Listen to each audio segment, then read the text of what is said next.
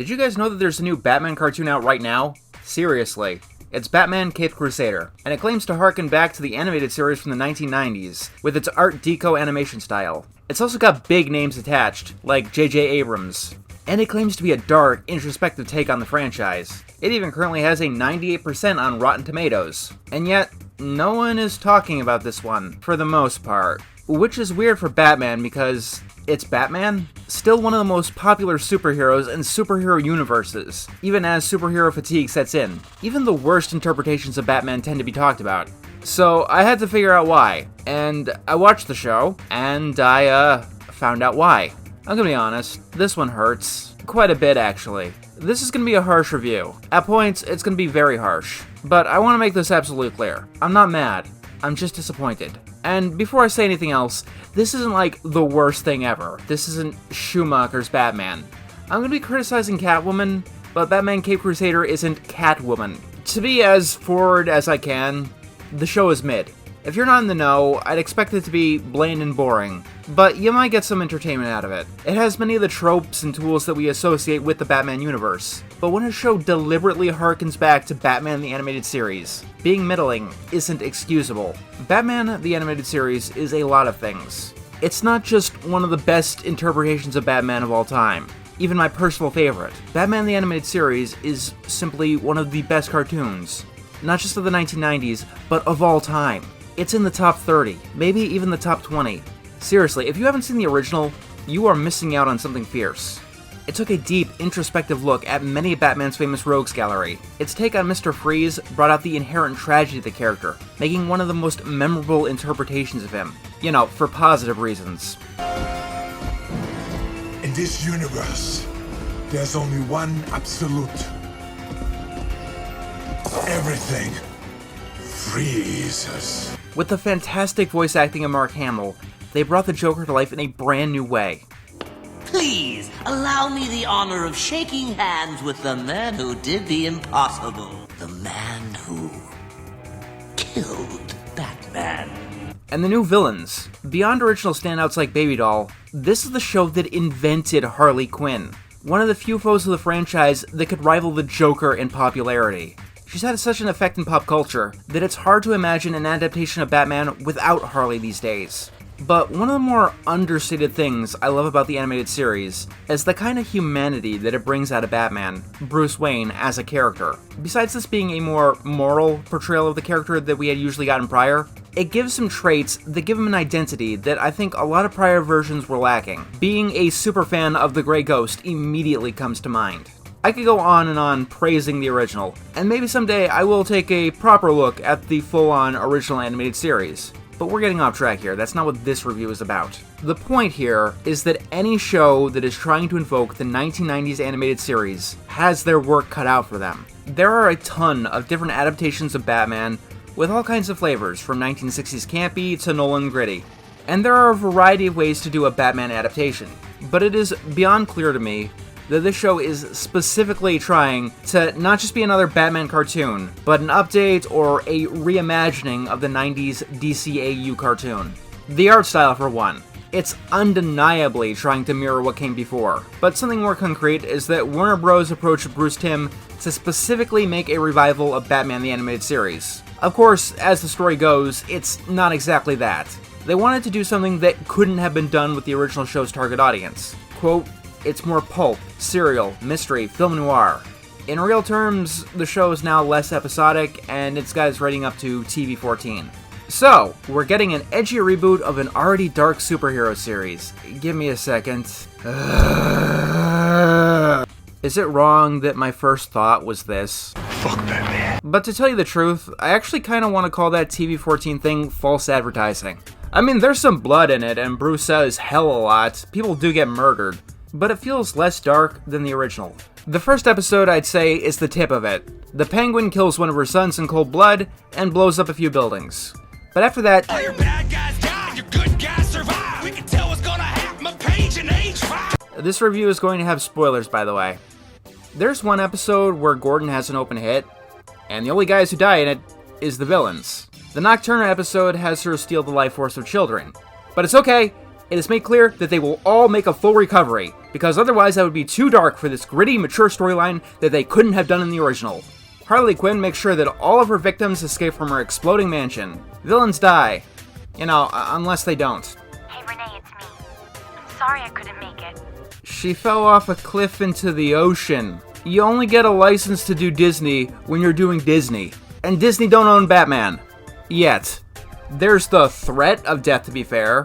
Like, once again, the open hit on Gordon. And that can get kind of tense. The start of the first episode has Batman holding a guy in front of an oncoming train to get an answer.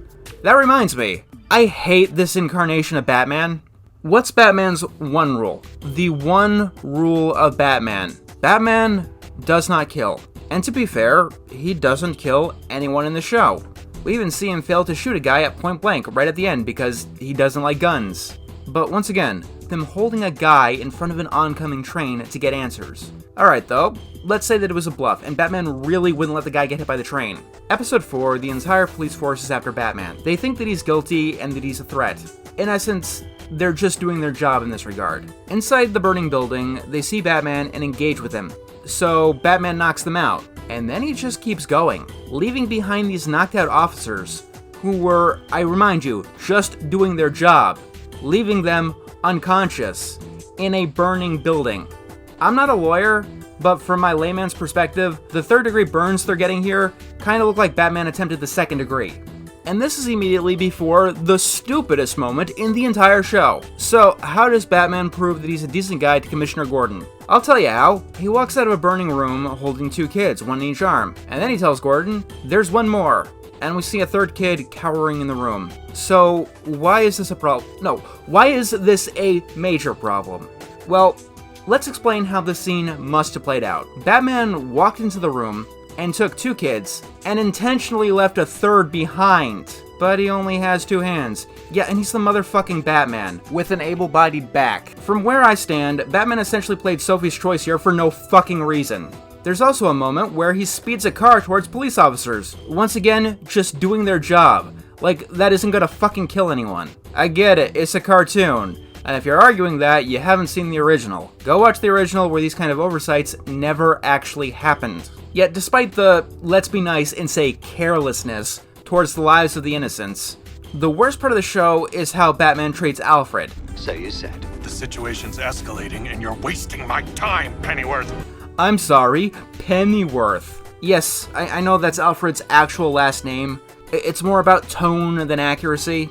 For just about the entire season, Batman is incredibly dismissive of Alfred, and just keeps calling him Pennyworth. It's very much rich douche mode. And it feels very much like Batman doesn't care about Alfred at all. Just using him as much of an accessory to what he's doing as the Batarang. Every time Batman spouts out Pennyworth, it's like a prick to the ears. And I fully understand what they're doing. They're building up to a grand ending of the season, where after a hard mission, Batman finally learns to appreciate Pennyworth, and finally lets out that so well-wanted, Thank you, Pennyworth. Alfred. Thanks, Alfred. It's a fundamental misunderstanding of the character and the audience's desires. Batman is a dark character in all but the most camp of incarnations. He's darker than the average superhero at least. But even in the dark, especially in the dark, you need an anchoring force of light. Bruce Wayne, caring about Alfred, humanizes him in a much needed way. Because, here's the thing about the show, this isn't inverted. Please, kill me before he makes me kill you. Alfred still goes above and beyond for Batman in the series, more so than some other incarnations. And when he's doing that for a guy who doesn't seem to give a shit and uses him as nothing more than a tool, it just makes Batman come across as an unlikable prick. This water can't be over 108 degrees or it'll cause nerve damage. I've treated every injury you've ever had, Master Bruce, from scraped knees to gunshot wounds. I know what I'm doing. You cannot start at 0. You need something for the audience to like about a character as a person at the start. And no, being a superhero and saving lives doesn't actually count. We've had over a decade of gritty superhero reboots that question their moral foundations by now. The payoff of that moment at the end is not worth the dislike of Batman as a character for the previous 9 episodes. And when you get down to it, I have to be honest, the best thing about Batman in the show is he's barely in the show. A good 2/3 of it work out like this.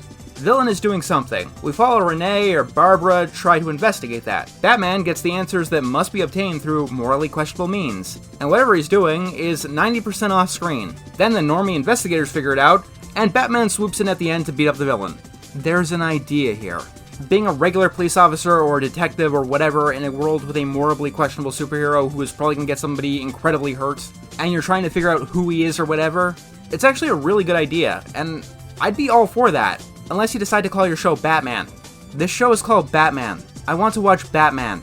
Or one of Batman's villains. If you wanted to go this route, you could have called it Gotham or whatever. Or if you really needed the Batman branding, Beware the Batman is the title this kind of show really wants. You called it Batman Caped Crusader. I'm expecting the Caped Crusader front and center. They kinda sorta try to do an analysis of the character of Batman, I guess. Episode 3 has Bruce Wayne forced to attend therapy, and don't ever do this. Ever.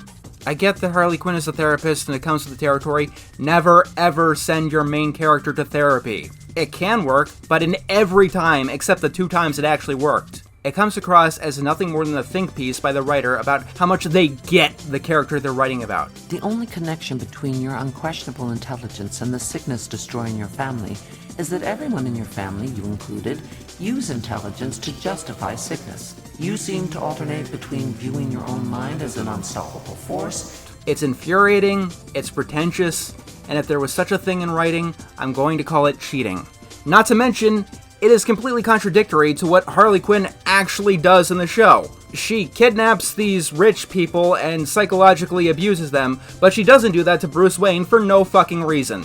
Sending your main character to therapy is the equivalent of describing a character's appearance in a book by having them look at a mirror and just listing off details. You only do this when you don't know how to describe how a character looks organically. If you don't know how to show the complexity of a character organically, you have them talk to a therapist. This whole life that you've built for yourself, it feels so obvious. Almost a cliche. All I hear is, I get Batman more than you, the audience member.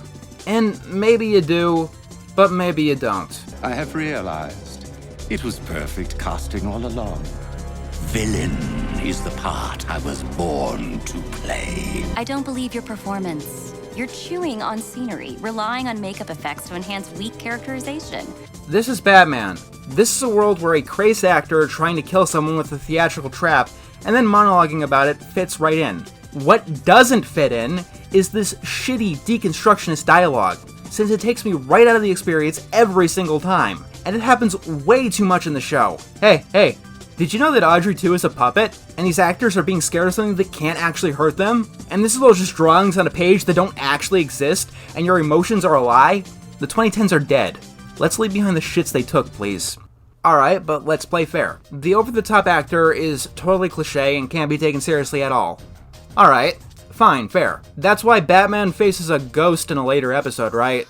Yeah, a literal ghost. I'm not saying that you can't have Batman face a literal ghost. Batman has faced all kinds of crazy and ridiculous monsters in his history, from Dracula to a hot dog man to Scooby-Doo.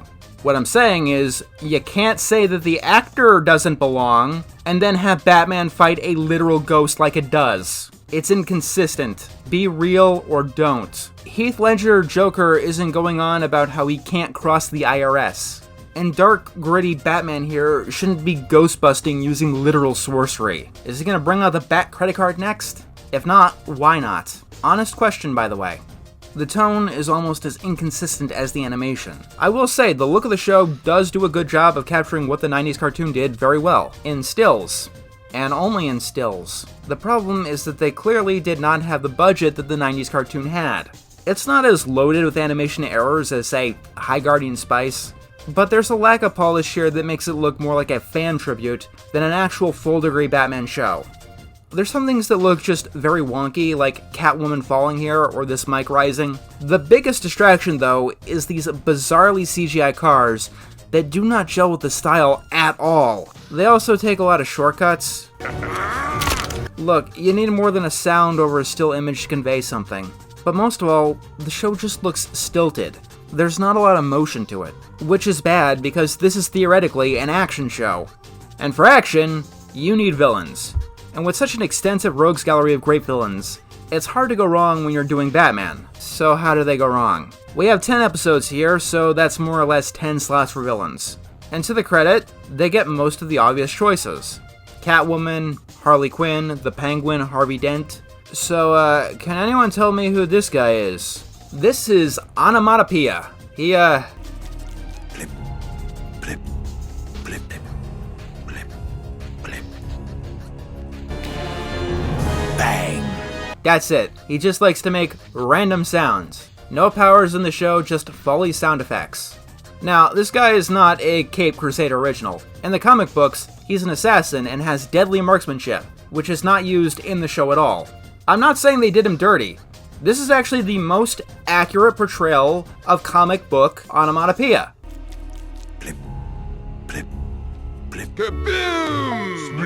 Kaboom! Kaboom! And it's a perfect example of why he only works in the comics. And I do not get why they decided to use him, who doesn't work at all here, before several fan favorites. We have Onomatopoeia here, who shouldn't be adapted into this, before we have Scarecrow, the Riddler, Poison Ivy, Bane, Mr. Freeze, Mad Hatter. There's one thing to be said about giving more obscure and lesser known Batman villains time to shine, but when you're throwing out Onomatopoeia and Firebug, and keeping the Joker locked up, you're using your assets poorly, and you heard me on that. The Joker is in the series. I'll make that clear. He's the Season 1 ending cliffhanger stinger. The thing that's supposed to coax you into watching Season 2, because he wasn't actually in Season 1. Not really. It's the Alfred thing again. I understand the logic of why you wanted to save this. You didn't want to play your ace too early. But it's Batman rule number 1. Batman's one rule is that he doesn't kill. Batman's writer's one rule is that the Joker always comes first. Always. He is the most famous villain for a reason, and a good draw for a good number of people. Yes, it's the boring, safe choice. And I understand that that's the last thing that anyone wants to do these days, but Main Street is well worn for a reason. It works. And if the alternate path worked here, you might have an argument. Instead, you have Firebug, who is literally just a run-of-the-mill pyromaniac with a flamethrower. Like Bang Bang up above, he might have been better in the comics, but in the show, he's just a guy who likes fire. But when he puts on his goggles and he sees reruns of Elemental, all I can think of is the Pyro from Team Fortress 2. And all I can think of there is how much better that idea is, and honestly, how much more disturbing that kind of portrayal is. It communicates the idea of what this character is so much better, instead of going, edge for edge's sake. Nocturna is a completely different character than she usually is.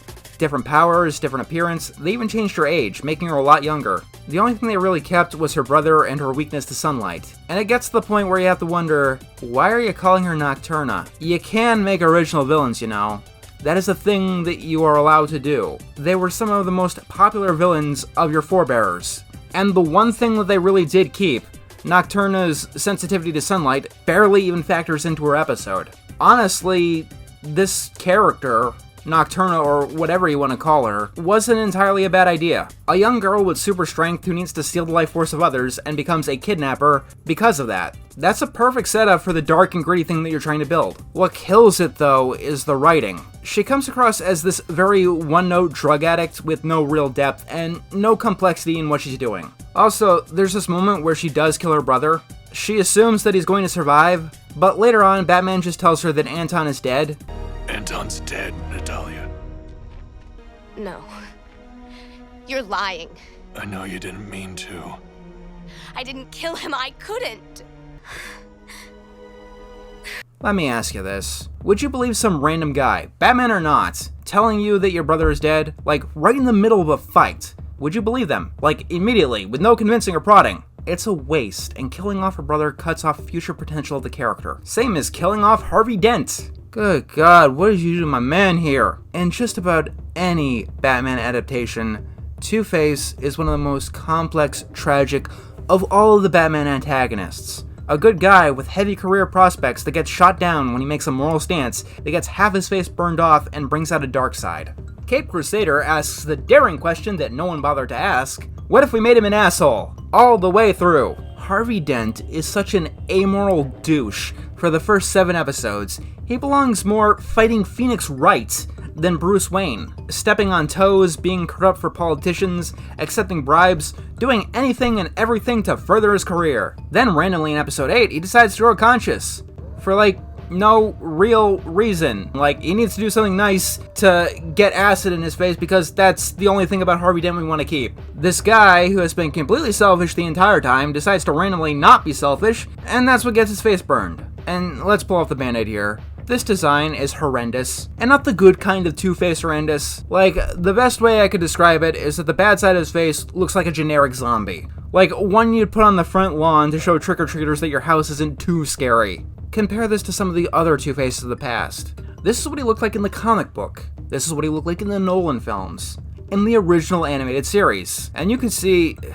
You can see... I just realized they burned the wrong side of his face. I gotta check something. Google. Okay. Which side of Harvey Dent's face was burnt? The left. I thought so. Why did they burn the right side of his face? Okay. I have just been informed that apparently getting burned by acid awakens a more regretful, moral side to Two-Face. That's really dumb. For one, it's still a moral action that turns Harvey Dent into Two-Face. And he was starting to grow a conscience before the attack because consistency is a foreign language. For two, after he gets attacked, he gets more violent and starts getting into outbursts, which is more alien to who he was than the remorseful side. So much of the changes feel like they're trying to be clever for the sake of clever, which ironically is one of the most stupid things you can do. At best, it comes across as pretentious. At worst, you get Harvey Dent here. 90% of the people aren't even going to notice that you switch the faces.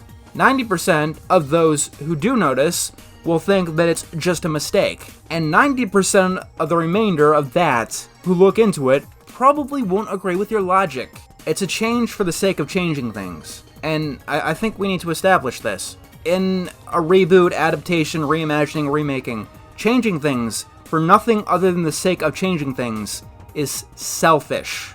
Like someone really, really wanting to stamp their own identity onto something without crafting their own identity onto something, without crafting something to begin with. I don't want to make it seem like the show's changes have a 100% failure rate. Their take on Harley Quinn is certainly a unique one, if nothing else, and it's a change that really does manage to stand out. Her episode is worth watching for that alone. It's also the one time I think the show's more mature rating actually gives it something of quality. And I suppose I've been stalling on this one long enough. This is the only thing about the show that anyone seems to be talking about. The Penguin, she's now a woman, and you're probably wondering why. James and I were talking about the overview of the show, and we said, one of the problems with Batman, as he is there's a lack of good villains.